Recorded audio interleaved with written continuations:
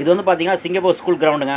குழந்தைங்க வந்து ப்ராக்டிஸ் பண்ணிட்டு இங்கே வந்து சிங்கப்பூரில் வந்து பார்த்தீங்கன்னா யூனிஃபார்மாக இருந்தாலும் சரி தான், இல்லை விளையாட்டாக இருந்தாலும் சரி தான், ஸ்கூலாக இருந்தாலும் சரி பயங்கர பயங்கர டிசிப்ளினாக குழந்தைங்க இருக்கும். அதனால தான் வந்து சிங்கப்பூர் வந்து பார்த்தீங்கன்னா எஜுகேஷன்லையும் சரி, எக்கனாமிக்லையும் சரி பாருங்கள் ரொம்பவும் வளர்ந்துக்கிட்டு இருக்குது. உலக நாடுகளே திரும்பி பார்க்குற அளவுக்கு இருக்குது. ஆனால் நம்ம நாட்டில் வந்து இப்போ ரீசனாக ஊருக்கு போயிருந்தாங்க. ஸ்கூல் குழந்தைங்க நிறையா குழந்தைங்க நல்லா யூனிஃபார்ம் போட்டுருக்காங்க. ஒரு சில குழந்தைங்க வந்து பார்த்தீங்கன்னா இந்த யூனிஃபார்ம் வந்து பார்த்தீங்கன்னா கெண்டைக்கால் தெரிகிற மாரி மேலே அந்த ஃபேண்டு என்ன சட்டை அப்படின்னே தெரியல, அப்படி ஒரு இது. அப்போ வந்து காரணம் வந்து பார்த்தீங்கன்னா பிடி டீச்சர் வந்து சரியில்லை அப்படின்னு தான் நான் சொல்ல முடியும். ஏன்னு வந்து பார்த்தீங்கன்னா இந்த குழந்தைங்கள வந்து இப்போயே பண்படுத்த முடியல அப்படின்னா வருங்காலத்தில் அவங்க வாழ்க்கை வந்து ரொம்ப கேள்விக்குறி ஆயிரும்.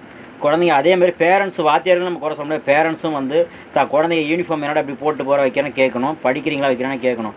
அப்படி நீங்கள் கேட்காம வைக்காத விட்டிங்கன்னா அந்த யாரெல்லாம் அந்த கெண்ட கால தெரியுமே ஒரு பிள்ளைங்க யூனிஃபார்ம் போட்டுக்கிட்டு வச்சுட்டு ஸ்கூலில் போய் அடாவடி பண்ணுறீங்களோ இப்படி தான் வந்து கொத்தடிமையாக வெளிநாடுகள்லேயே ஊர்லேயே வேலை செய்யணும். அன்றைக்கி தான் உங்களுக்கு வாழ்க்கை என்னென்னா புரியும்.